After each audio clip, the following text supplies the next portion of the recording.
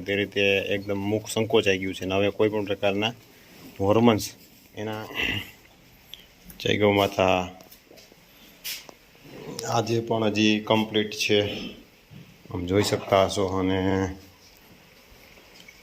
એકદમ લૂઝ અને આમ પાછળ વળીને જોયા રાખે, આ એના પ્રાથમિક લક્ષણો છે. અને હજી આજની તારીખમાં પણ ફૂલ ઝરટા આવે છે અને એકદમ પાછળનો ભાગ છે લૂઝ થઈ ગયો, તમને દેખાતો હશે. અને નંદી પણ હજી અહીંથી આમ છેટો જતો નથી, તેનો મતલબ એ છે કન્ફર્મ ત્યારે પણ હજી છે.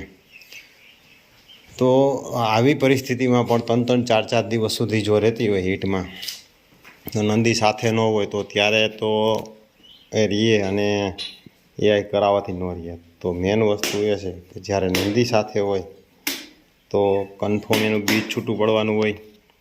એ પરિસ્થિતિમાં જ વાંધો ન આવે. આ જોઈ શકતા હશો એના લક્ષણો. આમાં ભાંભરતી ન હોય તો ઘડીએ વળીએ પાછળ એના પેટ બાજુ છાંટવું, ઘડીએ વળીએ પાછળ જોવું.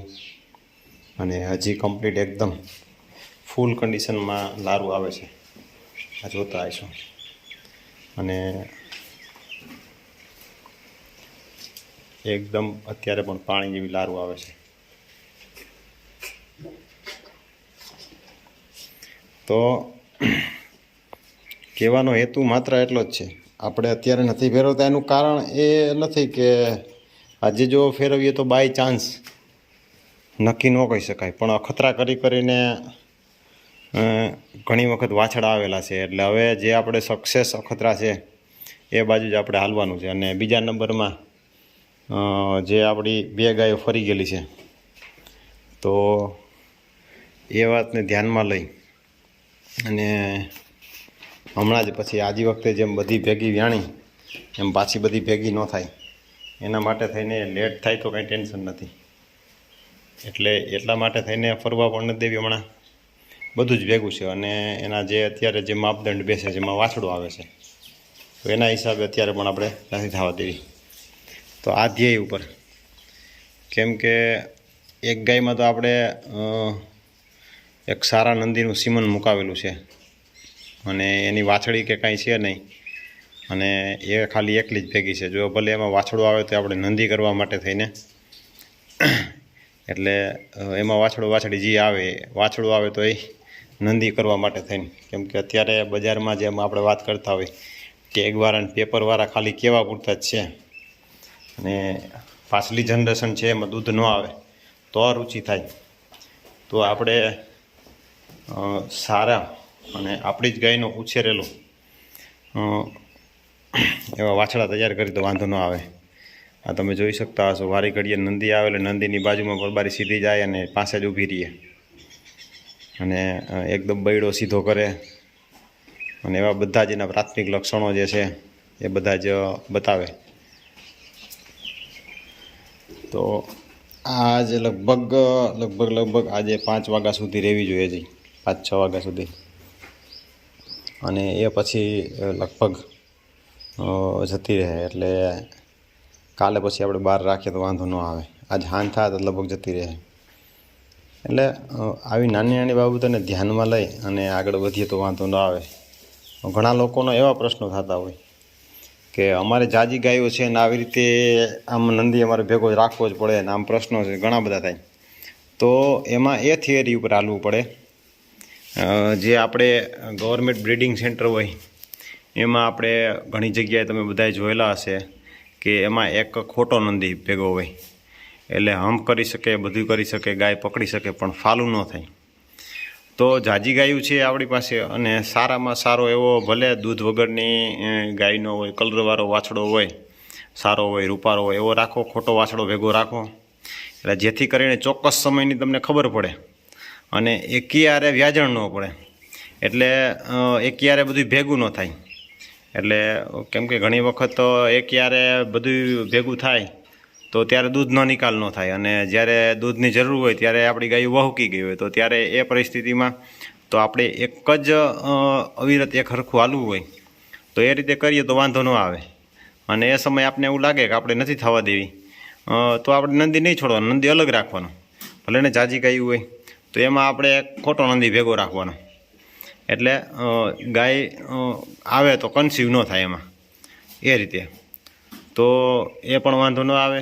અને એમ કહે કે ભાઈ મૂંગી અમારે ગાયું છે ના તે, તો એમાં નંદી એ રીતનો ખોટો નંદી હોય એટલે ખબર પડી જાય પરફેક્ટ.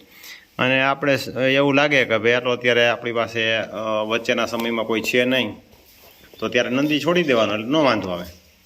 તો આ રીતે ચોક્કસ નાની નાની બાબતોને ધ્યાનમાં લઈ અને બ્રિડિંગ ઉપર આપણે ધ્યાન દઈ તો ચોક્કસપણે આપણી ગૌશાળા છે એ ઘાટામાં ન આવે, એટલે કે પાયમાલીમાં ન આવે. આ તમે જોઈ શકતા હશો અત્યારે એ જે આ લીમડાનો સરસ મજાનો છાંયો છે, શેડ કરતાં પણ સારો, અને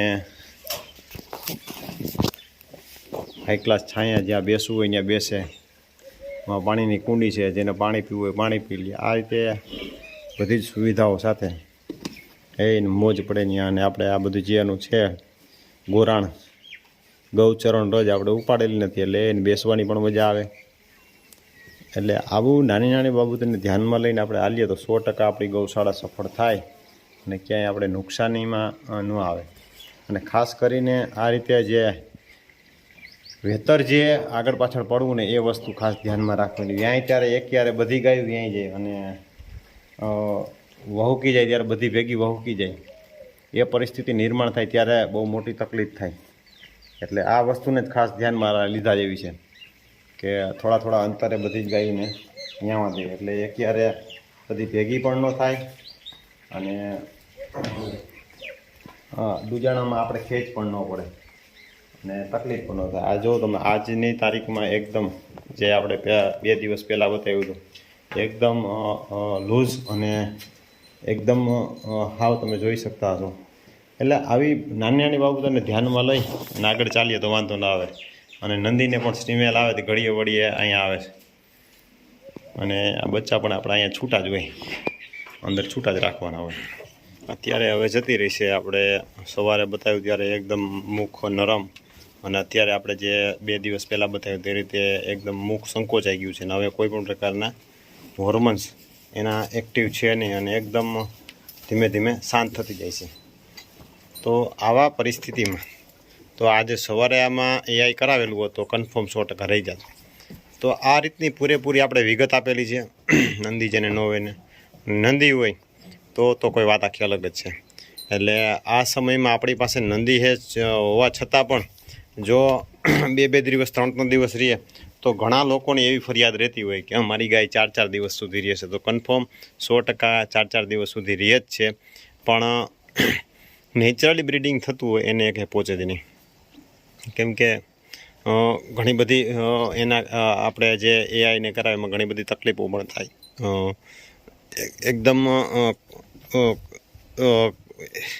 પૂરેપૂરી હોય તો જ એ એગ્રેસિવ થાય અને શાંત સ્વભાવ ઊભી રહીએ. નહીં તો થોડી ઘણી પણ એગ્રેસિવ થાય તો એકદમ સેન્સિટિવ એવો ભાગ ને બધું હોય તો એમાં લાગી જવાના બધા પ્રશ્નો રહીએ.